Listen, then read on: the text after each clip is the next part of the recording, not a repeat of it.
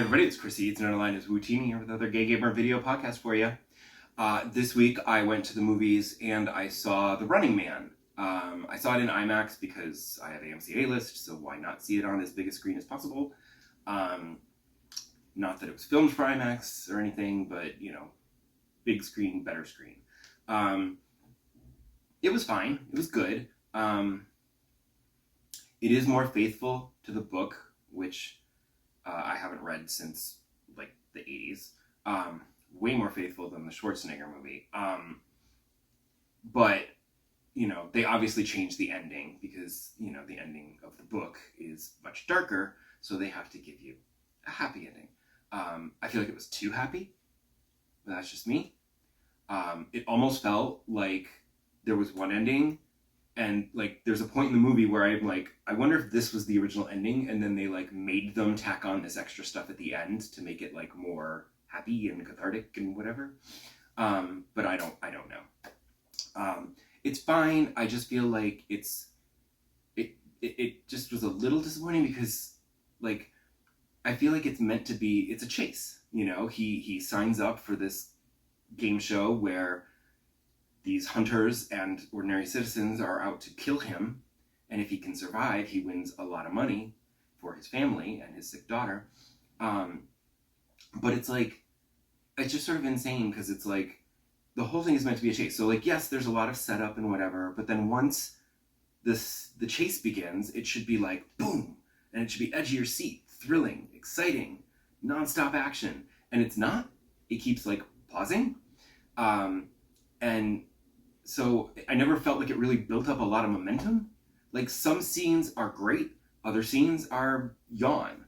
So it just kept fluctuating throughout the whole movie. Also, the script can't quite settle on a tone because sometimes it's like wacky satirical Paul Verhoeven RoboCop future satire stuff, and then other times it's like kind of heartfelt and genuine, and it's like it didn't quite, you know.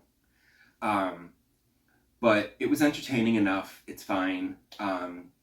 Glenn Powell is a solid lead, and I do mean solid. That man is built like a brick shit house. There is a scene in the movie where he is wearing a thin little towel that is slung so low on his hips it is distracting. And then, much to my delight, the towel comes off and you have a shot up his naked butt, and that was probably gives it an extra half a star in my rating system. But you could probably wait till Paramount Plus if you have it. But yeah, so it was fine. It was entertaining. I wasn't bored.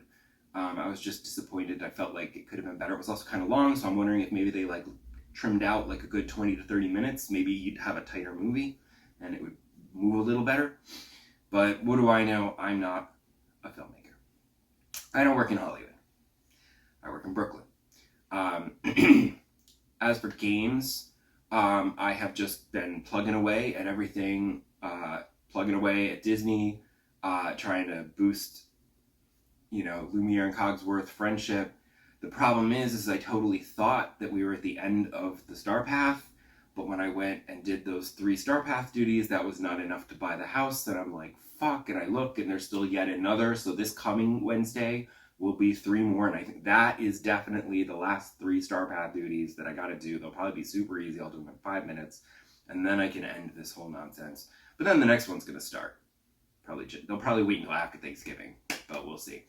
I also have been not really playing the new update for Infinity Nikki, because as I've mentioned in the past episodes, this new season, the focus is on this annoying board game that you team up with the other players to take over the board and spend points, and it's just like, I don't care. So I basically have washed my hands of that. I will go in and like throw points around, I'll just land somewhere and then go, okay, here, I have my points. But I've got like 30 to 40 rolls of the dice that I keep accumulating and I'm not using because I don't care.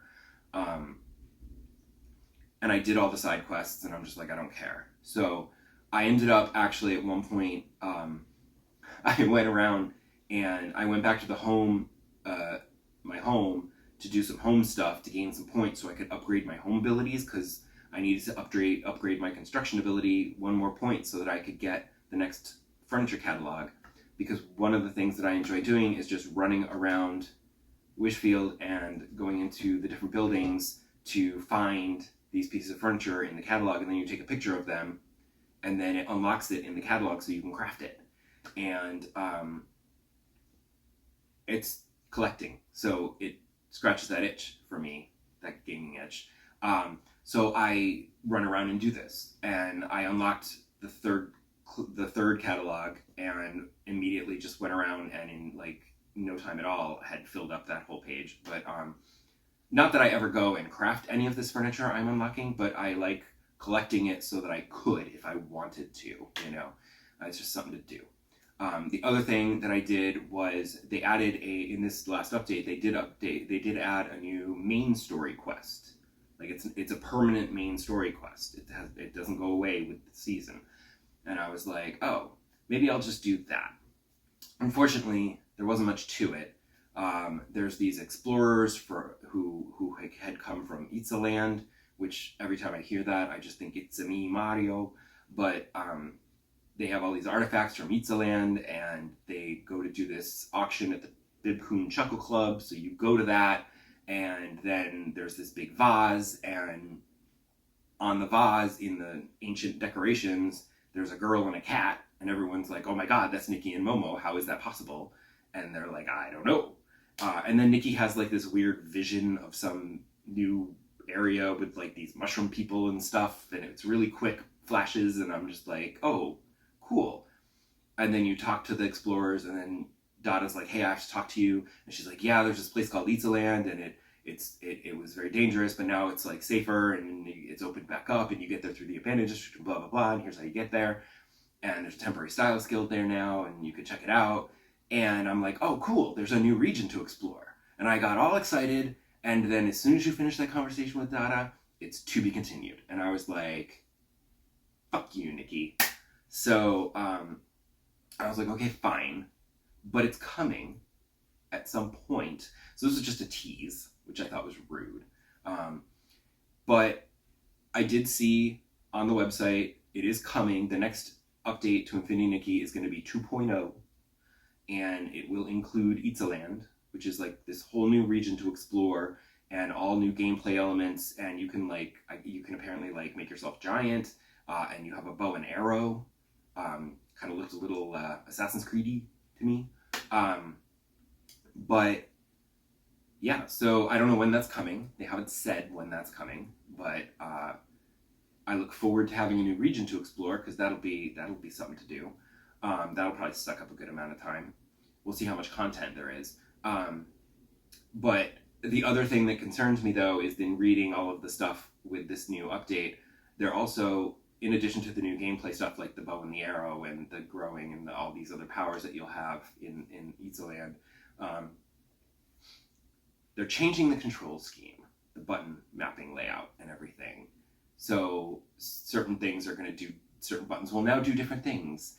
And as you might recall, I have complained in the past numerous times about Infinity Nikki and the control scheme and the instructions, and they're not great, because Infinity Nikki was a mobile game until this one, where they said, we're going to make it a mobile game, but we're also going to put it on consoles. So we'll put it on the PS5, and it's on PC. And then they don't really understand. They've had a hard time adjusting from touchscreens to controllers with buttons, and it's been a little awkward. So I am concerned that their improved control scheme is going to be obnoxious. They say you could switch it back if you want, so good, thankfully. But I am curious to see how improved it actually is. So we'll see. I've also been playing some Stray, though not a lot, because like I said last episode, I'm trying to I'm enjoying it, so I want to stretch it out. I'm not going to rush through it because it isn't long, and I've spent more time on Disney and Nikki, and also catching up on some TV shows that I fall behind on. But I did finish, the slums, and I went and I found Doc, and there was a cute Back to the Future joke, and then he has a weapon that you can use against the Zerks, but so you don't have to just run away, you can actually destroy them and then continue exploring. Unfortunately, it doesn't really work that great. You can shine the beam of light and they blow up, but if you hold that beam of light for too long, it overheats and shorts out, and then you're fucked and you have to run away until it fixes itself, and then you could turn around and try to blast them again. So you basically have to kind of like pump it. It's like a little bursts, just enough to make it blow up and then stop, and then just enough to make it blow up and then stop, so that it doesn't overheat. Because they're like, okay, we'll make it easier for you by giving you a weapon to use so you don't have to just run around and try to escape them, but we're not going to make it that easy for you. So, thanks. But it did help, and I did do, a bunch of sections, and it's been getting weirder. Like, there's always been, like, this weird organic stuff on, like, the walls and stuff, like in the slums and whatever. But then it started to like really take over, and I was running through this area where it's just all organic stuff and all zergs, and you're blowing them up, and it's all just organic material everywhere. And then there's like these giant eyeballs, and I was like, this is getting weird. So I don't know what's going on. But the other day I hit a point where I started a new section, the game's auto-saved, and I said, you know what, I'm going to pause here, and I'll come back to it. Because I do feel like I'm I don't know if I'm on the last level or the next last level, but I feel like there's not a lot left. I feel like I'm sort of towards the end, and I'm just trying to prolong the experience because I'm not ready for my next game yet. Because as I mentioned before, I'm going to be borrowing Ghost of Yotei to save some money. I'm going to be borrowing it from my friend Cam, but I don't know when we're going to get together and hang out so he can lend it to me. Probably not for another few weeks. We shall see. So I need to figure out what to do to kill time until that happens. I don't want to start anything big because I want Ghost of Yotei to be my next big game. So I can either just spend more time with Nikki and Disney and watching TV and movies and maybe read a book or do a jigsaw puzzle or something. Or I could, find some indie game in my PlayStation Plus library that I haven't played yet, and then just play an indie game that I'm going to do in like a week or two.